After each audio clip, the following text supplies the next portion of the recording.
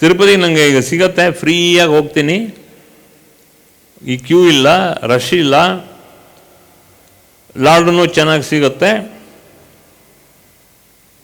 So ಹೋಗ್ತೀನ. ಮುಂಚೆಲ್ಲ ನೀವು ಜಂಬ ಕಚ್ಕೋತಿದ್ದೀರಪ್ಪ, ಅಯ್ಯೋ 3 ಗಂಟೆ ಕಾಲ, 4 ಗಂಟೆ ಕಾಲ, 5 ಗಂಟೆ ಕಾಲ ಆಗ್ತಿತ್ತು ಕ್ಯೂ ಅಂತ ನಿಮಗೆ ಅದು ತಲೆ ಹೊರಗಡೆ ಕೂತ್ಬಿಟ್ಟಿತ್ತು. ಈಗ 3/4 ಗಂಟೆ ಒಳಗಡೆ ಎಂಟ್ರಾದ್ಮೇಲೆ ಇನ್ನು 3/4 ಗಂಟೆ ಒಳಗಡೆ ದರ್ಶನ ಎಲ್ಲ ಮಾಡಿಬಿಟ್ಟು ಲಾಡನ್ನು ತೊಗೊಂಡು ಅಬ್ಬಾ ಅಂತ ಬರ್ತೀರ ವಿತಿನ್ 45 ಮಿನಿಟ್ಸ್. ಮುಂಚೆ 4 ಅವರ್ಸ್ 4.5 ಅವರ್ಸ್ ಇತ್ತಿತ್ತು, ಅಷ್ಟು ಕ್ಯೂ. ಈಗ ಕ್ಯೂ ಇಲ್ಲದೆ ಇರೋದ್ರಿಂದ ಅರ್ಧ ಗಂಟೆಗೆ ಹೋಗಿ ಬರ್ತೀರ, ಅದು ಮ್ಯಾಕ್ಸಿಮಮ್ 3/4 ಗಂಟೆ ಹೋಗಿ ಒಳಗಡೆ ಹೋಗಿ ದರ್ಶನ ಎಲ್ಲ ಮಾಡಿಬಿಟ್ಟು ಬರ್ತೀರ. ನೀವು ಅದಕ್ಕೆ ಹೋಗ್ದಿರೋ ಹೋಗಲ್ವೋ? ಈಗ ಹೋಗೋದು ಧರ್ಮನೋ, 5 ಗಂಟೆ ಕಾಲ ಕ್ಯೂ ನಿಂತ್ಕೊಂಡು ಹೋಗೋದು ಧರ್ಮನೋ, 3/4 ಗಂಟೆಯಲ್ಲಿ ಇಡೀ ದರ್ಶನ ಮಾಡಿಕೊಂಡು ಬರೋದು ಧರ್ಮನೋ ಅಧರ್ಮನೋ? You people decide. You people decide. You people decide. ಧರ್ಮನೋ ಅಧರ್ಮನೋ? ಅದೇ, that is what you are going to do Monday, Tuesday. So that is how you people operate. The mental intelligence is because of the experience other people have told you. What about your own experience in the situation? ನಿಮ್ಮ ಅನುಭವ ಏನು ಈ ಥರ ಸನ್ನಿವೇಶಗಳಲ್ಲಿ? ಏನು ಅನುಭವ?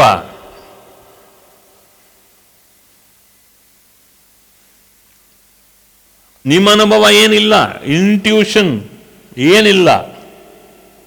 ತತ್ವ number 20 ಆ ಸನ್ನಿವೇಶನಲ್ಲಿ ನೋಡಿ, ನೀವು ಕೂತಾಗ ದೇವ್ರ ಮೇಲೆ ಭಾರ ಹಾಕಿ ಮೂವ್ಮೆಂಟ್ ಮಾಡಿದ್ರೆ ಖಂಡಿತವಾಗ್ಲೂ ನಿಮಗೆ ಫಸ್ಟ್ ಅಟೆಂಪ್ಟಲ್ಲೇ ಉತ್ತರ ಸಿಗುತ್ತೆ. ಇಲ್ಲ ಅಂದರೆ ದ್ವಂದ್ವ ಬಂದ್ಬಿಡುತ್ತೆ, ಹೋಗ್ಲೋ ಬೇಡವೋ ಹೋಗ್ಲೋ ಬೇಡವೋ ಹೋಗ್ಲೋ ಬೇಡವೋ ಅಂತ ದ್ವಂದ್ವ ಬರುತ್ತೆ. ಪ್ರತಿಯೊಂದು ಸಿಚುಯೇಷನ್ಸ್ ಅನ್ವೇಷಣೆ, ಪ್ರತಿಯೊಂದು ಗಳಿಗೆಗೂ ಕೂಡ ಈ ರೀತಿ ದ್ವಂದ್ವ ಇಲ್ಲಿವರೆಗೂ ಕಾಟಿಸಿದೆ ನಿಮ್ಮನ್ನು. You have only experienced this kind of a confusion with duality.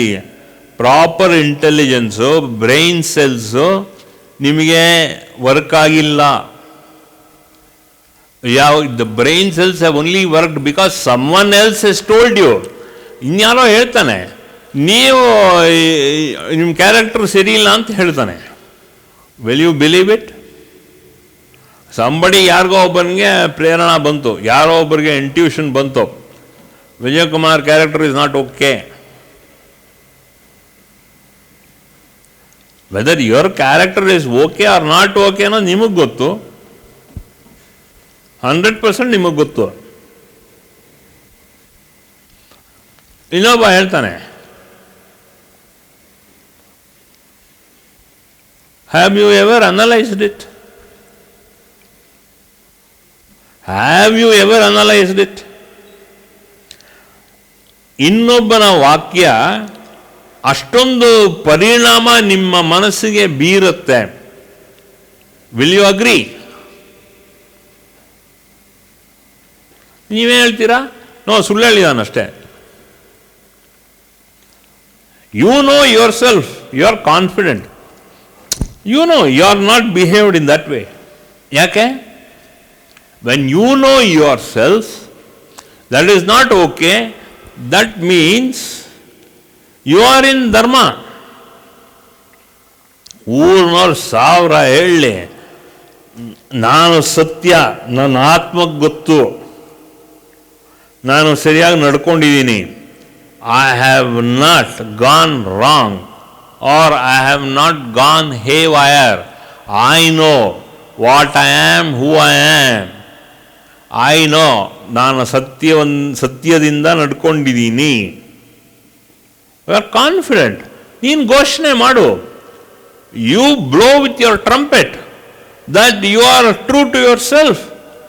You are not bothered. That is dharma. So, you have to be confident. ನೀನು ಘೋಷಿಸಬೇಕು. ನೀನು ಆ ರೀತಿ ತಲೆ ಮೇಲೆ ಹೊಡೆದಂಗೆ ಸುಳ್ಳನ್ನು ಹೇಳಬಾರ್ದು. ತಲೆ ಮೇಲೆ ಹೊಡೆದಂಗೆ ಸತ್ಯವನ್ನು ಹೇಳಬೇಕು. I believe in myself. Then you will understand all these tattvas. ನೀವೇ ಕಮ್ಯುನಿಕೇಶನ್ ಗ್ಯಾಪ್ ಇಲ್ಲ ಅಂದರೆ ಕಮ್ಯುನಿಕೇಶನ್ ಎಲ್ಲಿ ಬರಬೇಕು? ಇಲ್ಲಿಂದ ಬರಬೇಕು. The communication is from here. ಇಲ್ಲಿಂದ ನೀವು ಸತ್ಯವಾಗಿದ್ದರೇನೇ ನಿಮಗೆ ನಿಮ್ಮ ಬ್ರೈನ್ ಸೆಲ್ಸು ಇಂಟ್ಯೂಷನ್ಸ್ನ ಕೊಡೋದು. ಇಂಟ್ಯೂಷನ್ ಎಲ್ಲಿದೆ? ಬದನೆಕಾಯಿ ದೇವರಿಂದ ಬರುತ್ತಾ ನಿಮಗೆ? ಬದನೆಕಾಯಿ ಬರುತ್ತೆ. God will never answer you. Your intuition has to be answered only how true you are to be yourself. That shows your righteousness. ನಿಮ್ಮ ಧರ್ಮ ನಿಮ್ಮನ್ನು ಕಾಪಾಡುತ್ತೆ. Because you are true. When you are true, out of the 33,000 gods, or including all the 33,000 gods themselves, when they come together, eko dharma, eko deva, eko nishta, that is dharma. Ekanishta, ekadharma, eko tapa. Because Monday and Tuesday you should understand these truths inside you. Then you are true to yourself, irrespective whether you are a Christian, whether you are a Muslim, or whether you have 10,000 languages in your repertoire. You should be true to yourself. That is what you are. ಅದೇ ಧರ್ಮ ಅನ್ನೋದು. ಧರ್ಮ is that. You believe in that. That is you. That is you. ಇನ್ನೇನು ಬೇಕಾಗಿಲ್ಲ. That is why I raised all these questions for you. You have to be true to yourself. That is the doctrine. And that is yourself. ಇಂಗ್ಲೀಷಲ್ಲಿ ನಾವೇನು self ಅಂತ ಹೇಳ್ತೀವೋ ಅದೇ ನಿಮ್ಮ ಇರುವಿಕೆ. ಶ್ಲೋಕ number 70 70ನೇ ಶ್ಲೋಕ ಓದಿ. ಓಂ ಜಯ ಮಾತಾ. ಓಂ ಜಯ ಗುರುದೇವ. ಶ್ಲೋಕ 70. ಚೈತನ್ಯಂ ಶಾಶ್ವತಂ ಶಾಂತಂ. ಒಂದು ನಿಮಿಷ.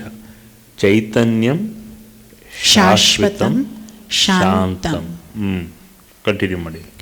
ವ್ಯೋಮಾತೀತಂ ನಿರಂಜನಂ ನಾದಬಿಂದು ಕಲಾತೀತಂ. ಕರೆಕ್ಟ್. ತಸ್ಮೈ ಶ್ರೀ ಗುರವೇ ನಮಃ. ನಮಃ. ಅದರ ಎಕ್ಸ್ಪ್ಲನೇಷನ್ ಓದಿ. Salutations to Sri Guru. Yes. He is consciousness which is eternal, peaceful, stainless, and transcends the sky. He is beyond nada, primordial sound, bindu, the point containing the universe, right, and kala, manifestation of the world. Yes. Explain, Madi. Our Atma is our Guru, and Guru is our Atma. Atma.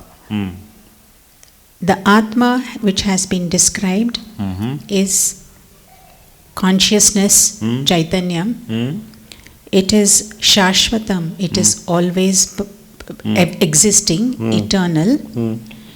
It is Shantam, it is of the very nature of peace and bliss. Right. It is Vyomathitam.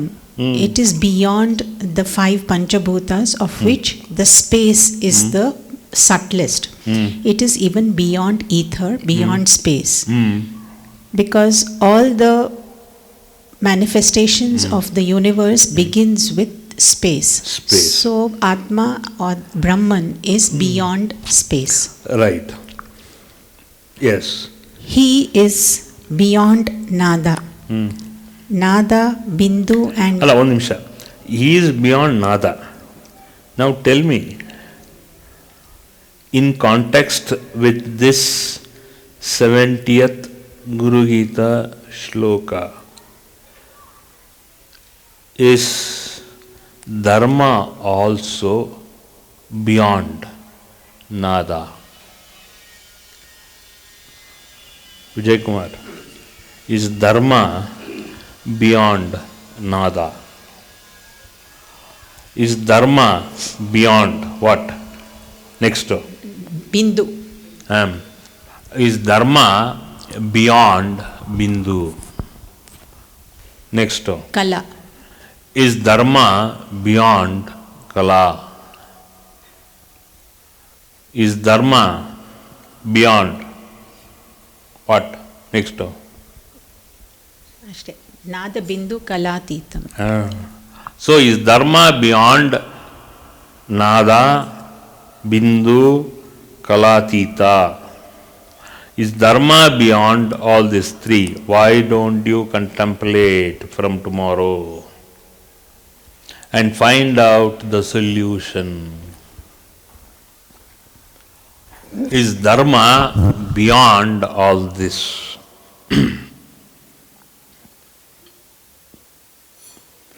Don't search in books.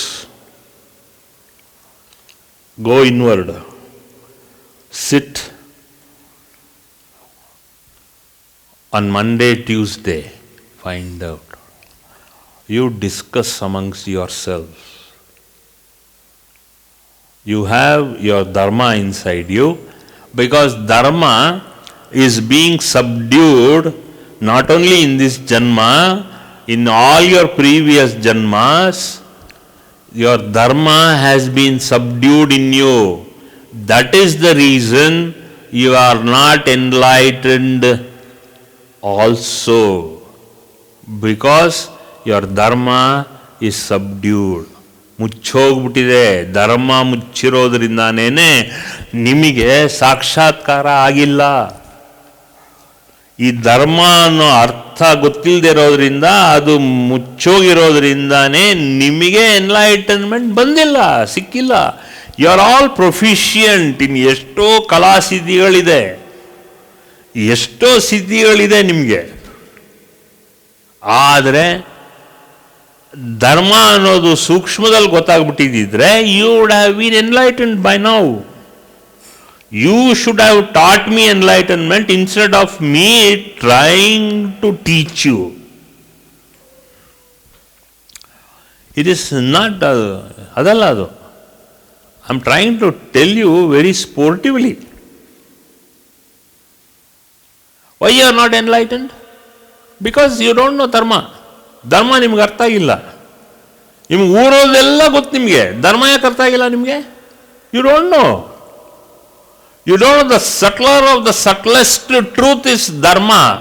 The subtler of the subtlest truth is enlightenment. ಎಷ್ಟೋದಲ್ಲಿ ತಡೆದು ಎಲ್ಲ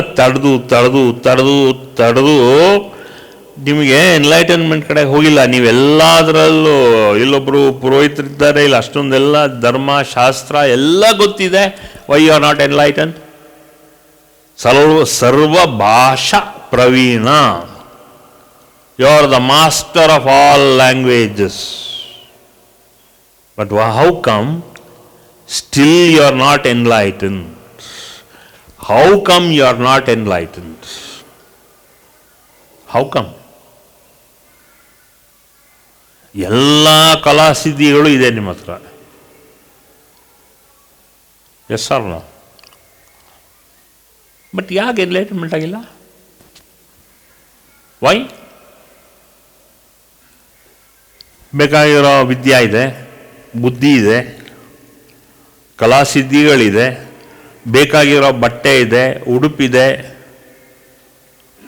ಎಲ್ಲ ರೀತಿಯಾದಂಥ ಒಡವೆ ಆಭರಣಗಳು ಸಾಕಷ್ಟು ಮಟ್ಟಿಗೆ ಇದೆ ನಿಮ್ಮಲ್ಲಿ, ಆದರೂ ಯಾಕೆ ಎನ್ಲೈಟನ್ಮೆಂಟ್ ಇಲ್ಲ? For more satsangs from Sri Sri Nimishananda Guruji, subscribe to this channel. Click the bell button below to get notifications. Like and share the video and spread the divine message.